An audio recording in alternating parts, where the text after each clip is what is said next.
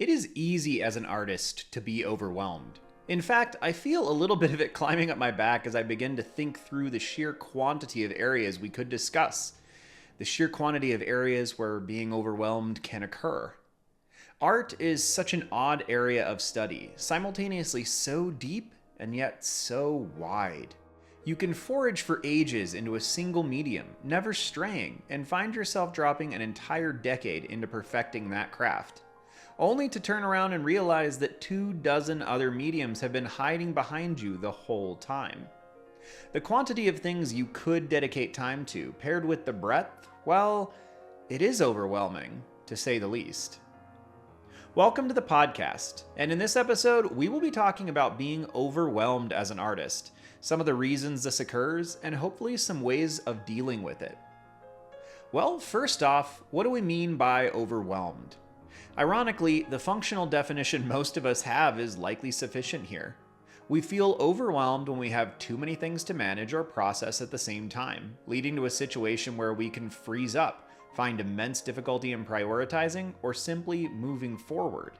What causes the feeling of being overwhelmed for artists specifically?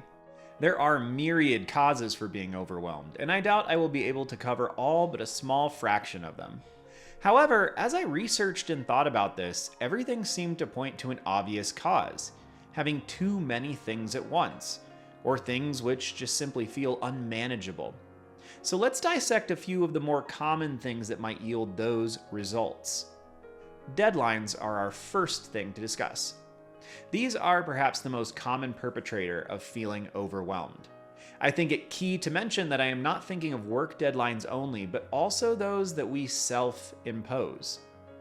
At many different points along my artistic journey, I have come up with goals that I want to achieve, large-scale projects that I want to finish, and inevitably, I bind them to corporeal time and set over-ambitious timelines for completing them. Of course, this inevitably leads to my despair as I realize I cannot reach those goals, and I can fall into the topic of this podcast so easily. Deadlines do occur within the environment of work and school as well, though, and can be far more pressure-inducing because they come from outside of us.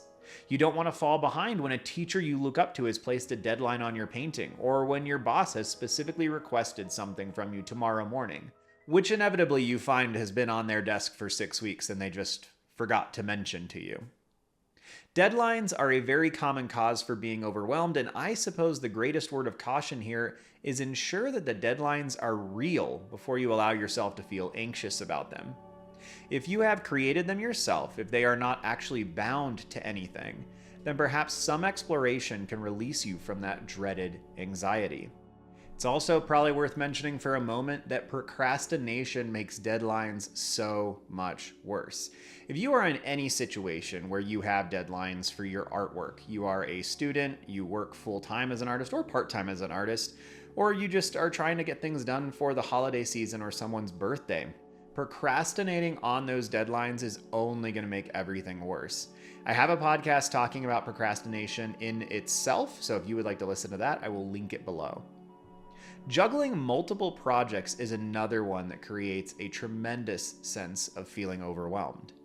We as artists often have many distinct and different loves. And while this is a beautiful thing that strengthens our artwork as a whole, it also puts us in the awkward position where we try to balance too many artistic loves.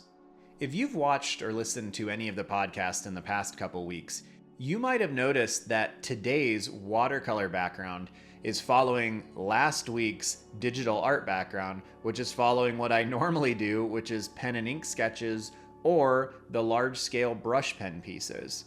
Just there, inside of my podcast videos only, are 4 distinct mediums. Now, some of them interact well with one another, but then there's also the fact that I do oil paintings and have them in a gallery in my little town. That's 5 different mediums that I put a lot of time into.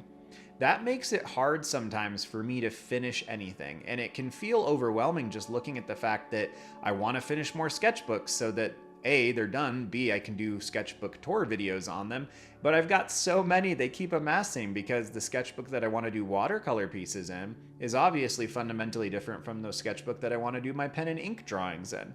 And I've got all these robots that I want to finish in the robot series. And now I'm working on these cute vegetable characters. I just have a tendency to try to juggle way too many things when it comes to my artwork, whether it is medium specific or whether it's the context and the kinds of things that I try to do. Now, for artists, this often extends outward from here as well. I've only mentioned art mediums right now, but what about music and what about writing? I'm working on writing a book right now. In fact, at the time of recording this, I have 2 chapters out of 70 to finish before I'm in the epilogue. So I'm way at the end of it, and it's kind of stressful right now. It's in the back of my mind while I'm doing all these other things. So while I'm recording this session, while I was working on art earlier, that is weighing on me. And it's a good thing, right? But it still weighs on me. And then I have these moments of like, I haven't written any music in a really long time. Like my guitars are sitting in the room over there, really lonely. It's so difficult as artists, as creatives in general, because we often have so many loves creatively. Even if you only work as an artist, you probably have several different media that you like working in. But I find that many of us have a lot of creative outlets, and it's just so easy to become overwhelmed with all of those different things. Working on art whilst working a full-time job is also a massive influence on feeling overwhelmed with your artwork. If you would like to see a full podcast about this, let me know in the comments below. It's been in the back of my mind for some time now, and I would love to provide that if you are interested in it. When work carries over into your artwork, you seldom bring any of the benefits from work. In fact, you almost exclusively bring over the stress, the burdens, and the sense of being overwhelmed from that environment into this new one. If only we could bring home the sense of success, the meaning we procure from our work. Well, that would be nice. Instead, when you arrive home from your shift, it can be very difficult to conjure up the extra energy, the motivation to dive into something new. Art takes a lot of work and can often be stressful, and trying to fit it into the empty spaces around a full life is quite difficult. I did this for years while I taught, seeking every tiny space I could find during the workday to eke out just a few more minutes of my art. I was fortunate though, because I was an art teacher, and so people seldom questioned what I was up to, why I was working on a drawing or painting when they walked by my classroom. Many of my colleagues felt a little bit nervous. Even like my literature and English colleagues felt a little bit nervous sitting and reading when somebody walked by the room, because like, why aren't you grading? Why aren't you working on lesson planning? Why aren't you building curriculum? Now, a lot of people don't do that, but we as humans, especially teachers, have those kinds of things in the back of our minds all the time. Sometimes in the back of meetings, I would simply draw as I listened. I encountered what many of us did when we were younger though, others wondering if I was truly paying attention and struggling to understand how my brain could manage to track the conversations while I worked on my own artwork. Seems that will always be a difficult thing for non-artists to understand. The biggest part of all of this is making time for art when you are exhausted, overwhelmed with work. It is so much easier to sit down and watch YouTube or Netflix, to sit and play any wonderful video game. The distractions exist for a reason, to distract us from how difficult life is sometimes. It is a battle, and we have to choose to fight if we want to make art a priority. My biggest piece of advice here is likely to make sure that the art you do at home is low stress and enjoyable first and foremost. Make sure, especially when you feel overwhelmed, to trend toward the things that are fun. If you have kids, pull them into it. Get them to work alongside you and allow yourself to play in the same way that you encourage them. Self-doubt is another common cause for feeling overwhelmed with your artwork. In the age of social media and constant exposure to 10,000 different artists' preordained best works to be displayed to the masses, self-doubt is an only natural response to that. I can be so excited to dive into my art for the afternoon, then derail myself by spending 5 minutes on Instagram gazing at wonderful work, and immediately being overwhelmed with how far I have yet to go. It's not hard to slip into wondering, is it worth it? Should I bother to chase my dreams when there are 1,000 people ahead of me in line? This is a very human response. I struggle with this. Largely, I counter it with the encouragement from my wife and from people close to me. The things I have to say are distinct, are different from others, and the same goes for you. Though there may be thousands of people who are further along than you are, it doesn't really matter. Your distinct specific qualities make you unique, and they make your voice just a little different than the others around you. Self-doubt is so common though. I saw it in almost all my students at the upper end when I was teaching AP Studio Art to seniors. It was just common to walk around to look at a student's piece of work, find 10 or 15 things that were absolutely just breathtaking about it, and then ask them what they were happy with the piece, and they were unable to produce any results. They would look at their own work and see only the bad. And the problem that we run into with social media right now, and I feel like social media stuff gets thrown out, like it's bad for you, it's evil. And I'm not going to say that maybe it isn't those things, but I think flying off the handle in that aspect is just not particularly helpful in any way, shape, or form. So I think that it's more beneficial to understand that it's the overexposure to art and the lack of understanding of the authenticity of that art that I think affects artists the most. When you hop onto something like YouTube or Instagram, you are seeing something that was very specifically selected and then placed in the public eye. This is obvious, but it's not obvious, I don't think, to our subconscious. We see a slew of wonderful artwork on Instagram, and if that is the only art that we see that day, it's really easy for our brain at some level to just assume that's where artwork is in general, that only people of this skill level exist or are able to get hired or are able to show off their work to others, and it's really easy to run with those kinds of trains of thought to get to, I should feel bad about my artwork because it's not at this level. When we fail to understand in most cases, because it's usually just snap judgments, that those pieces of work are very specifically selected in most cases and put out there. And that Instagram itself is an algorithm, just like YouTube, that is trying to keep people on the platform as long as possible. So it is selecting the pieces of art that are getting the most views or the most interactions, and it is putting those out to other people. It is not giving you an accurate spread even of what is uploaded to Instagram or YouTube.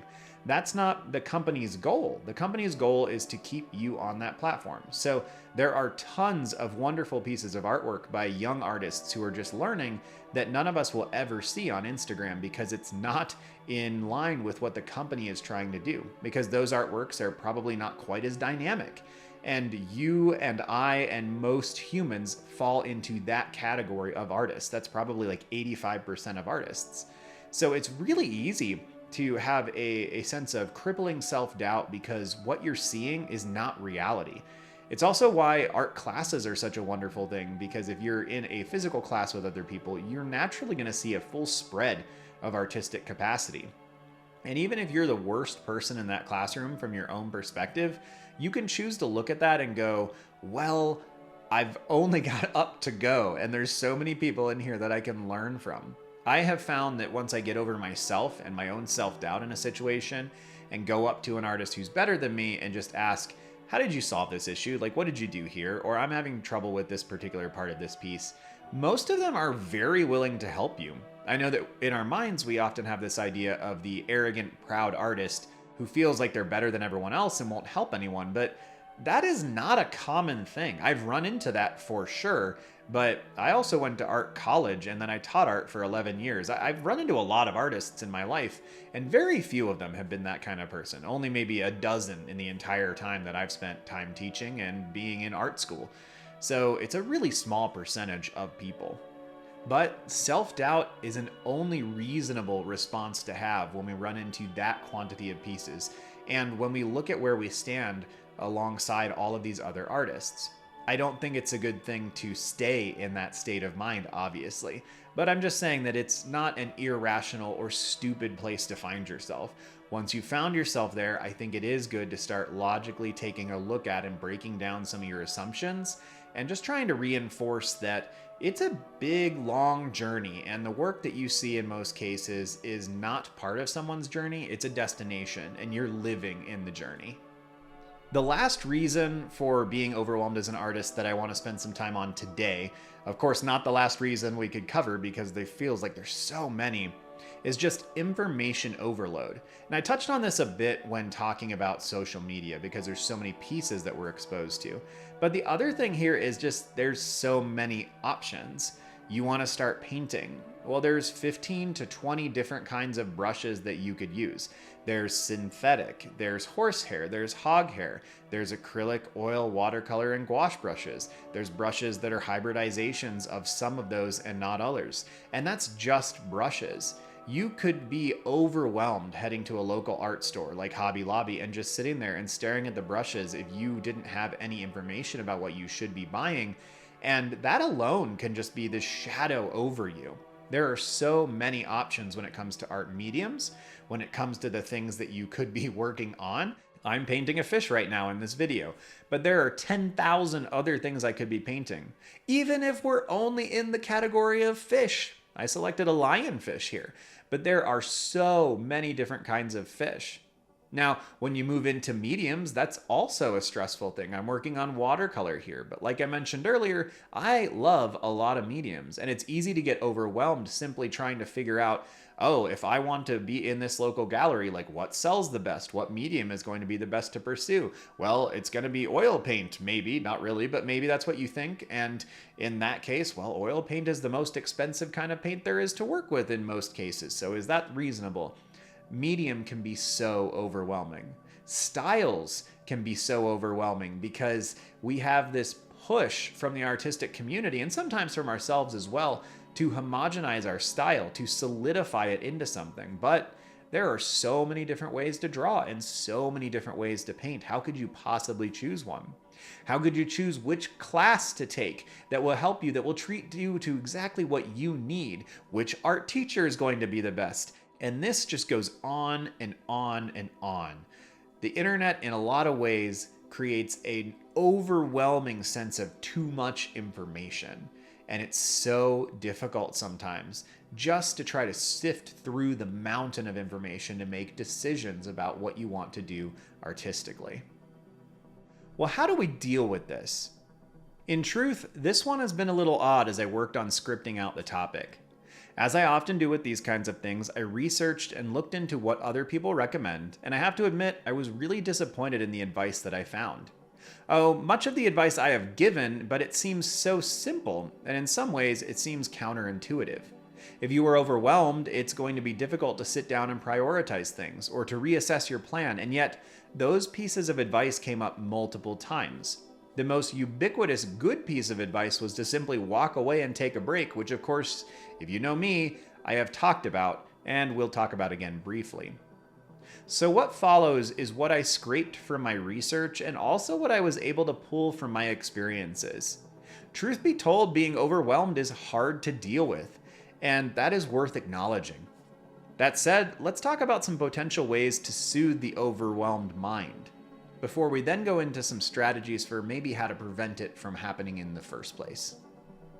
Realize that you can't do everything, and find a way to make peace with that.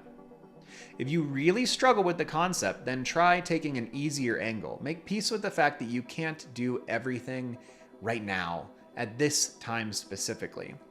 Sometimes as artists, we feel like we need to paint and we need to draw, and we need to draw with all the different mediums and paint in all the different formats. And that's not true. And even if it was true, it's not something that you need to master now, not something you need to do at this exact moment. So if you feel like you have a lot of pressure to do all of the artistic things, to understand anatomy, both human and animal, understand composition and landscapes, you don't need to know all of that right now. Try not to do this alone. Community is important, and you might need support to manage your way through feeling overwhelmed. Often, talking about how overwhelmed you feel can be detrimental in the moment, but you might find, like many of us do, that talking about things like this unloads some of the weight from your back. Watching others move through their journeys is also helpful. So if you are in an artistic community of some kind, you can see that maybe you're not overwhelmed today, but this person was last week. You can understand that the context is we as artists fall into this sometimes. It pretty much inevitably happens to every single one of us. And sometimes just knowing that you're not weird, that you're not the only one running into this, is a good thing for the mind. Working alongside other people, whether they are on the same part of the journey as you, or they're way ahead or even way behind, you can see them fight, struggle, and improve. And that's encouraging. So much of our context for how we feel comes from watching other humans in similar situations. And so, if you are not in an artistic community, I would highly recommend that you find one. If you are young, if you are in high school or college, please take an art class. Try if you can afford to do so. If you're a little bit older, or if you are younger, you can always check out our Discord community. The link for it is in every podcast. And it's just a small community where we are able to post the stuff that we're working on if we need encouragement, but also there are several different platforms there for critique if you need feedback and you want to be getting better. I find that the most encouraging part is just to see that this group of people is working on things. I love seeing what their artwork is. And so if you are in the Discord community already and you're listening to this, just know that I appreciate you. I appreciate you being a part of this and sharing your artwork. I love seeing all of the interesting characters. They're so wonderful. Well, as I mentioned earlier, sometimes you just gotta walk away for a short time. Take a break is a common piece of advice, and I give to lots of people when they're struggling. And frankly, I've received it a lot of times when I've been struggling. And this comes not just from experience, but from my research and from teaching students for 11 years. One of the most common strategies we had for a student who was struggling on a particular day was just to let them go get a drink of water. And this might sound so simple and so trite, but as humans, we need soft resets sometimes. We need a couple minutes away from whatever it was that was driving us nuts. Taking a break can sometimes be one of those things that you feel a little bit guilty about, but you're gonna have to find a way to work against that. Taking a break is just taking care of you. If you want to be able to work on your artwork for the long haul, you want to either make a career or a long-term hobby of it, you're going to have to find out when you need to take breaks. It took me a long time at my work teaching before I realized that I'm a better teacher and a better person if I go for a little walk on my lunch break. Sure, it means I don't have quite as much time to socialize, or I don't have quite as much time to just take a break. But going for a little walk, getting out and breathing the fresh air, especially on the cold mornings in winter, it was just really good for my brain, really good for my soul to get away for a couple minutes. When your brain is spun up and overwhelmed like an engine that is overworked, walking away doesn't just alleviate the pain for the moment. It can actually let the part of you that is processing rest. In this rest, you can begin to see things more rationally, make rational decisions, and then decide how to move forward. Taking a moment to clarify, to think, to allow yourself to breathe will do wonders when you are overwhelmed, stressed, or full of anxiety. Be compassionate with yourself. Being overwhelmed, especially as a beginner in any field, is only natural. I feel overwhelmed the second I start a new video game or new book, and honestly, it pushes me to read the same things over and over again and to play the same games that I've played for hundreds of hours. This is a silly thing, perhaps, as it's just dealing with my own downtime and media consumption, but it's a good microcosm of how many of us feel. It's easy for us to just do the same things we've always done because that's less stressful. It's natural, but succumbing to it in the long run is hurtful to yourself. So understand that it's natural. You haven't failed, and you can't determine that you don't have what it takes to be an artist. It just happens sometimes. You're human. And as a creative human, you have additional struggles that don't necessarily apply to all of the population. So take a break, get yourself something nice to drink and slow down. Take a walk, do something that is soothing, get a snack, treat yourself well, and practice self-compassion. You would take care of anyone else in your life in the same way, so please do it for yourself. Well, what about preventing this feeling of being overwhelmed in the future? You're not in that position right now, but you felt it before, it feels pretty terrible, and if at all possible, you'd like to dodge it. What can you do? What can we do? When you find yourself in a good spot, solid, able to wrap your head around all the various artistic things you want to manage or have to manage, there are quite a few things that you can do to prevent the onset of being overwhelmed. Decide what you can do reasonably within a given week. A week is an arbitrary amount of time here, but having such a thing is essential. You could change it to a month, I feel like a day is too short, but you would want to look at a certain batch of time. When you can carefully assess what you are actually capable of by looking at the past and understanding your current workflow, then you can understand and develop rational expectations for yourself. So much of our feeling overwhelmed comes down to a lack of understanding about how much we can actually complete in a given time. We look at a painting or a drawing that we have to do and we go, oh, I can probably do that in 4 hours, and it ends up taking 6. We look at an assignment that we got in class and go, oh, I've got a couple hours tonight, I can finish it, and you only get through the sketching. This is just a trait that seems very, very common with artists. We have a difficult time assessing how much we can get done in a given period.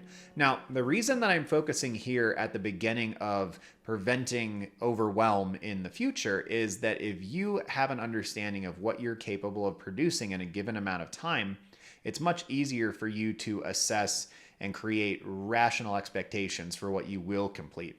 As juggling too many things is often what leads to feeling overwhelmed, if you know exactly how many things you can juggle, that you can rationally get in about 10 hours of art a week, and that the paintings that you do each take about 6 hours, you'll understand that trying to get 2 in a week is going to overwhelm you. It is going to stress you because it's going to put you just over the threshold of what you can normally do. This is something that, of course, comes from me because I'm a math-oriented person. I'm a spreadsheet-oriented person. But even if you aren't going to track the time perfectly, it's very rational and pretty easy for most of us to do, to just look at how many pieces we've achieved in the last 6 months, and then try to divide that and think about, well, that sketchbook took me about 100 hours to finish. Is it really reasonable that I could get a sketchbook done in a month? Probably not, unless you're able to dedicate 100 hours over the course of a month into art, and in which case, that's wonderful. I wish I could do that. I could only do that when I was in college, and only certain semesters where I had like 3 studio classes at the same time. But trying to decide and assess exactly what you're capable of producing in a given week will help you determine what you should actually expect from yourself. And this will prevent some sense of being overwhelmed as you look at what's on your plate at a given time. Scheduling is the next thing that I want to talk about.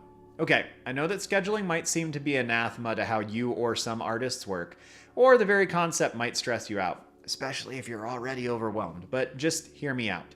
Scheduling does not have to be some authoritarian thing that is cast upon you. You can design it yourself, tailored toward your particular and specific needs. The whole purpose is to have something that helps you, something that provides structure when you are overwhelmed, when thinking about what to do might be the straw that breaks the camel's back. I would recommend starting small, building toward an overarching structure as you go.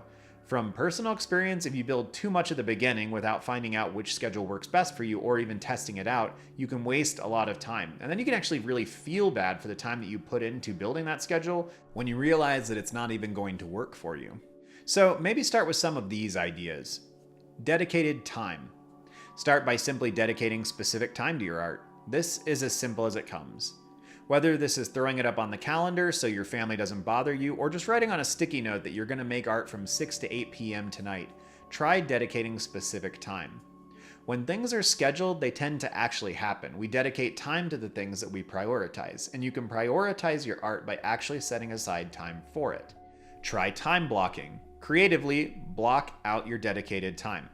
Once you have tried dedicating some specific time toward art, you can take it a step further and delineate that time. Start with maybe 10 minutes of warm-ups, move on to free sketching for 20 before dedicating the remaining time toward whatever project you are on. This might sound silly, but realistically this lowers your stress levels when you head into making something, because there are fewer decisions to make. I do this a lot. I try to set up my projects if I ever think about it before I need to work on them. I actually do the same thing with the videos. Like, I'm recording this podcast right now in Premiere, Adobe Premiere, and before I sat down to actually record this session, I already had the script written, I already drug it to the right screen, I already made sure that the document was actually set up in Premiere. I don't do all of that at the exact same moment, because if I find that something in the setup goes wrong and I get stressed, then my heart rate is up. It's harder for me to get adequate breaths in. You can already hear my breathing all the time because of the way that I breathe while I'm recording. It's too many things for me to process and think about. So if I can get things removed from that, where decisions are made ahead of time, even for things like this, it's beneficial. My station for my artwork is almost always set up, so there's just fewer decisions for me to make. And even at the beginning of a week, I will often sit down and go, okay, I want to get, 3 hours of sketching time done recorded. I have 2 additional hours of sketching time that I want to do. I don't need to feel the pressure to record those. I want to do 1 oil painting and I want to do 1 watercolor painting. I don't always get to everything on my list, but I try to have categories that I can fill. And I make sure that my time is dedicated in a good way and that there's just fewer decisions that I have to make. Routines as well are a good idea. In general, we as humans work better with some manner of routine. Even the most spontaneous among us often work better at being random and excitable when the other parts of their life are taken care of and no longer bear their own stress. So try building a creative routine. For me, in the past, I've done a myriad of different strategies with this. Some have worked really well, some have not. I have tried to literally and specifically dedicate the exact amount of time that I have every day and then cut it into a whole bunch of slices and literally like set up timers, like 15 minutes on this, 15 minutes on this, 15 minutes on this. That worked really well for a couple days, but I found that the restriction was too much even for me and my spreadsheet loving self. So nowadays when I build schedules, I tend to build it with about 25% time in there for just whatever the heck I want to do. Sometimes that's continuing something that I was excited about, because I found that it was really negative for me if I was supposed to work on something for half an hour and I was absolutely enjoying the time, and then it's like, well, the timer went off, I have to shift. And especially when you're building your own schedule for things, that's a silly way to proceed. But I've done it really, really detailed like that. Nowadays, I kind of just work with, I have a list of drawings and paintings that I want to do over the course of the week. And I try to front load them so I get more done on Monday, Tuesday, Wednesday, because inevitably Thursday and Friday end up with their own, random things that came out of the woodwork. Like we're going to have somebody come and work on our garage door tomorrow, I believe. Well, that wasn't on my schedule on Monday, but thus is life, If you have health concerns that pop up, all of those things kind of change what you were planning on doing with your week. So I find that front loading things is a better strategy for me. Try assessing weaknesses and work on them. Searching for your own weaknesses is hardly fun, but it is a fantastic exercise to know what kinds of things might trip you up in the future and how to address them. So in this, I don't necessarily mean your weaknesses as an artist. I mean the unique traits to you, the weaknesses in you as a human being that lead to feeling overwhelmed. That might sound like a negative way of looking at it. I just don't have much of an ego when I think about myself in that capacity. So if weakness is not the term that you like, just think about the traits that lead to you feeling overwhelmed. Analyze them, understand them as best you can, and try to figure out what about them triggers that particular state of being. For me, it's trying to do too many things in a week, and it took me a long time to figure out what I can rationally do in a week. And for most weeks, getting in about 5 hours of art is pretty rational with the video production, the taking care of everything around the property, and all of my other duties. 5 hours might seem like very little to you, and it also might seem like a lot for you. There have been periods of my life where I would give so much to have 5 hours to work on something creative over the course of a week. But for me, I try to build in my expectations based on that. Now, there are weeks where I can get in 10 hours or 12 hours, but they are not something that I can rely on. So when I try to think about what makes me overwhelmed, it's too many things. So, and it's also new things. I don't do well with new things. It's a character flaw. It's something I'm working on. But like trying to set up a shop on Etsy or trying to set up my Patreon or build the Discord server, all of those things were immensely stressful just to even think about and process. Well, what I do is I try to work ahead on other things. So I'll try to bust out a lot of my videos or a lot of the artwork that I need. I'll have a really heavy week or 2 or 3 really heavy weeks, and then I'll have a week where I don't have to produce any videos. That week is then the one that I dedicate towards researching new things that create a lot of anxiety and stress in me. And that strategy has worked well for me. And I arrived there by analyzing the things that usually trip me up and trying to figure out how I can potentially avoid those in the future. Try setting boundaries with technology and social media. Obviously, we've talked about this quite a bit on here, so I don't think I need to belabor the point, but be careful about how you use social media. Consider using it just for specific amounts of time. I will sit down sometimes, and Mark Brené actually mentions this. He's here on YouTube. He's a wonderful art teacher and a wonderful artist as well, and very entertaining. But he talks about how you need to dedicate some time towards artistic research and to looking at pretty things, essentially. So I found that like if I sit down on Instagram and I allow myself 10 minutes, like I'm going to spend 10 minutes just looking at cool things, not only am I limiting the time, but my time is more focused then, and I tend to skip past things that wouldn't necessarily aid me in that purpose. If you find yourself being triggered by something on that trip through the social media platforms, stop immediately and just disengage. Use social media with purpose to entertain you while you slurp up your noodles, or for research, or even for that 5-minute break at work to detox from getting yelled at by customers. Lastly, here on ways to avoid encountering that feeling of being overwhelmed at all is learn to say no to things. And this can be hard for us as artists. We are often this interesting intermingling of introvert and people pleaser.